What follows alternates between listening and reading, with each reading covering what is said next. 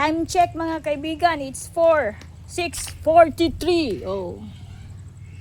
Nagluluto tayo ng native chicken tinola. Oh, native chicken ito. 6:43 ng gabi, dito tayo sa labas ng bahay. Gamit natin ang kahoy. Actually, ako nagla-live habang nagluluto. Kaso humina ang signal ko. Umiikot na ng umiikot. Parang hini-hypnotize. Kaya sabi ko, mag-vlog na lang ako. Mag-vlog na lang tayo. Oh, see? Yummy chicken. Ooh, organic yan mga kapatid. Organic ang kanyang kinakain. Diba? Oh, see? Very yummy. Pero hindi ko na ito naumpisahan. Tayo pinapakuluan na lang natin ito, pinapalambot. Tinolang Ilocano ito mga kaibigan. Ginisa, ano niyan, instead na patis ang inilagay ko dyan. Kasi sa Ilocano, mahilig kami sa bagoong isda. Bagoong isda, tapos nilagyan ko ng maraming luya. Tapos, konting mga siguro half cup lang ng tubig, pinakuluan ko yun hanggang lumabas yung hanggang matuyot yung tubig, matuyot ang tubig at lumabas ang mantika nito sa katawan. At yung mantika na yun sa katawan, yun ang pinanggisa ko sa sarili, sa karne ng manok, at pinanggisa ko din doon sa sibuyas. Bago ko nung okay na, bago ko nilagyan ng tubig. Bakit ko ginawa yung ganun na pinatuyot ko muna yung tubig, pinalabas ko yung na may bagoong, pinatuyot ko muna, pinatuyo, tapos pinalabas ko yung sarili ng mantika bago ko ginisa ang sibuyas. Bakit? Para hindi malansa.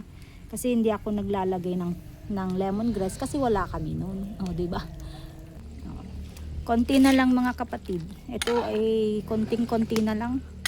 Titimplahin na natin. Asin lang ang nilagay ko pa. Wala pa tayong nilagay na magic.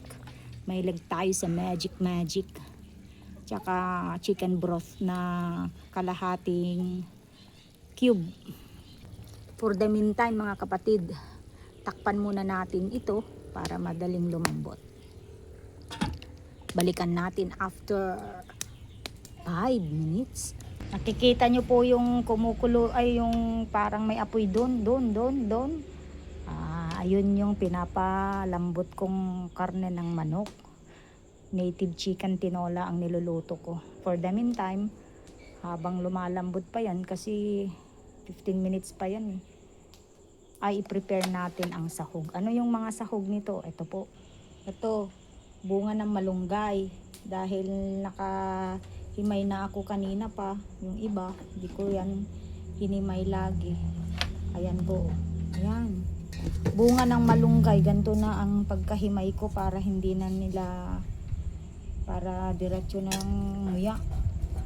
Yan, bunga ng malunggay po yan. Yan, bunga ng malunggay. Siyempre, kung may bunga, may dahon. Diba? Kung may bunga, may dahon.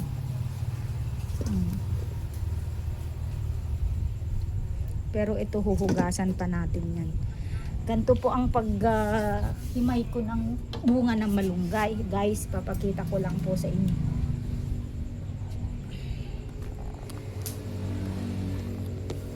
Ito yung malunggay. Gaganyan mo lang dito sa dulo. Pasensya na kayo sa kamay ko na may uling kasi syempre ang panggatong ko ay kahoy. Ganyan talaga ang parte ng pagluluto sa pagkagumamit ka ng panggatong mo ay kahoy. Hindi kalan. Ganyan. Ganyan Tanggalin mo siya ng ganyan. Yan. Dito tayo kasi sa labas ng bahay guys, nagluto. Para makagamit tayo ng panggatong. Tapos pagka okay na, ganyan mo lang. Dapat hindi madiin. Para hindi masama yung green. Ayan. Diba? Ang balis lang. Hmm. Hmm. Masarap ito guys, maski sa sa nilagang buto-buto ng baboy. Pwede mo yan ihalo ang bunga ng malunggay. 'Di ba? Nutritious 'yan. Pwede nga hindi lang ibig sabihin sa tinolang manok, hindi lang puro dahon ng malunggay. Ang pwedeng pangsahog, pwede rin ang bunga. At alam nyo din ba guys, yung bulaklak ng malunggay ay nauulam din.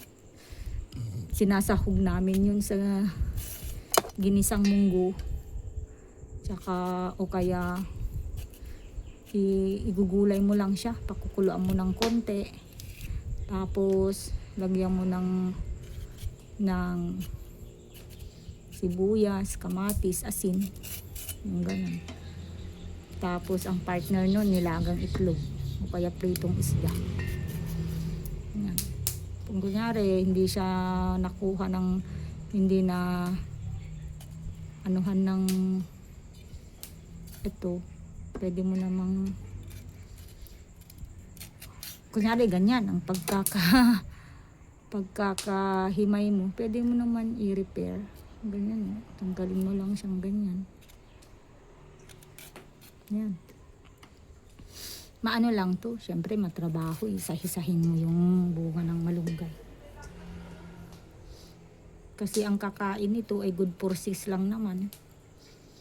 Pwede na yan, masyado na, madami na, o diba? Syempre yan, huhugasan natin. Sandali lang. Ayan guys, nahugasan ko na si bunga ng malunggay. Itabi na natin yan para isahog natin doon.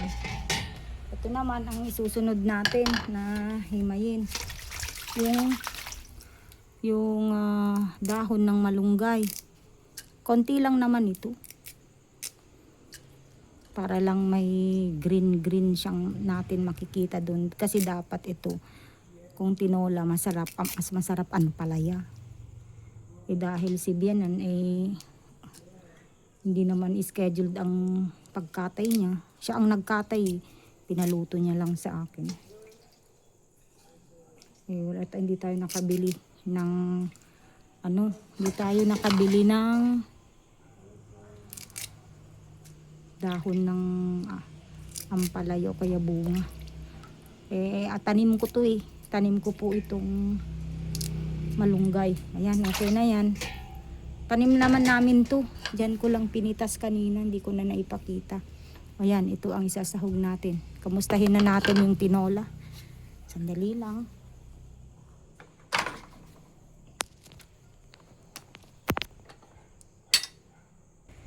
Check na natin kung okay na. At kung okay na, titimplahin ko na bago ilagay yung sahog.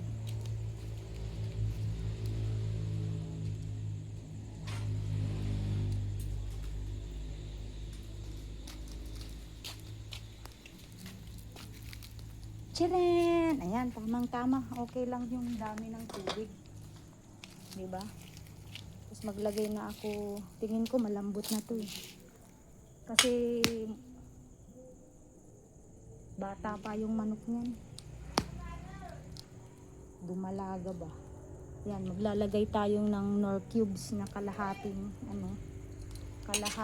cube. Kasi malinamnam yan dahil unti-unti ko itong pinalambot sa kahoy.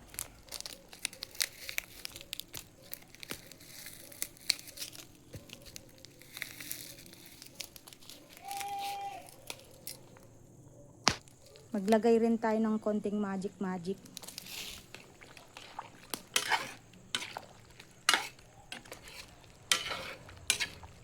Yan. Lagay tayo ng konting magic. Native chicken ito, native na manok. Organic 'yan. Ang pinapakain namin nung malaki na ay kanin o kaya darak, pinaghahalo doon.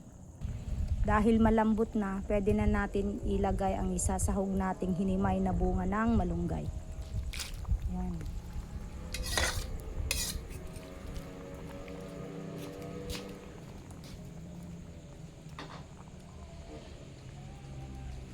Time check is alas 7 ng gabi. Dito tayo sa labas ng bahay nagluluto. Haluin lang natin para pumaloob yung bunga ng malunggay.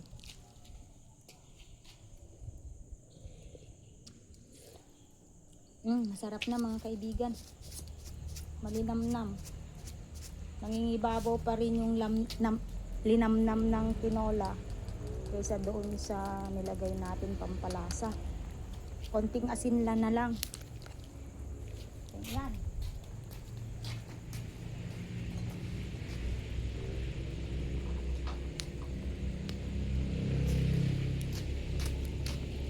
Dahil ayaw ni mother ng half cook na ni Bianan, ayaw na kasi ng half cook na bunga ng malunggay. Kaya lutuin natin yan. Hindi naman overcook, yung katamtaman lang. Di ba? Ang saya magluto dito sa labas. Dito ako sa labas ng bahay. Yummy, yummy. Takpan lang natin ng 2 minutes. Takpan natin ng 2 minutes. Yan, takpan natin ng 2 minutes para madaling maluto.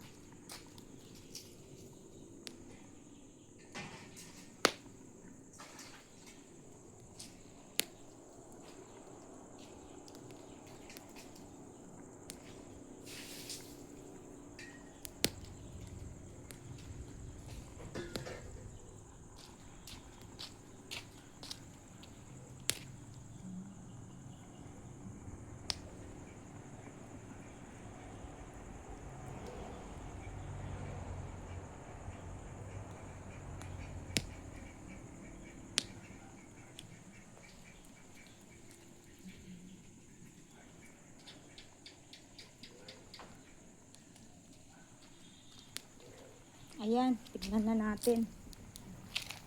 Yan, pwede na. Isahog naman natin ang dahon ng malunggay. Pero pag nilagay na natin yung dahon ng malunggay, hindi na natin yan hahaluin. Ganyan lang ang paghalo, ganyan lang. Ilubog-lubog mo lang ng konti. Yan. No, diba? Masaya at masarap ang ulam.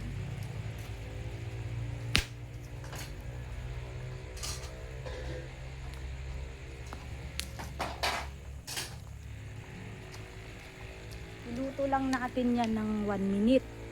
Habang nagluluto niyan, naghahanda na rin ako ng sa lamesa.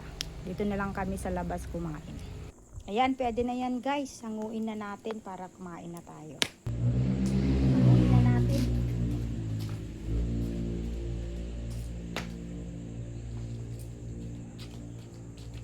Oh, so yummy. Ayan.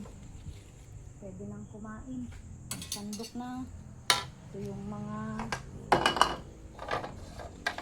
Dito na lang tayo kumain sa papag sa labas. Ayan guys. Ang simpleng ulam ng dito lang sa probinsya, simpleng ulam namin. Tinolang native chicken. Thank you for watching. This is Miss Jamie Baliena channel. Sa hindi pa po nakapag-subscribe, please consider subscribing, like, and share. Goodbye!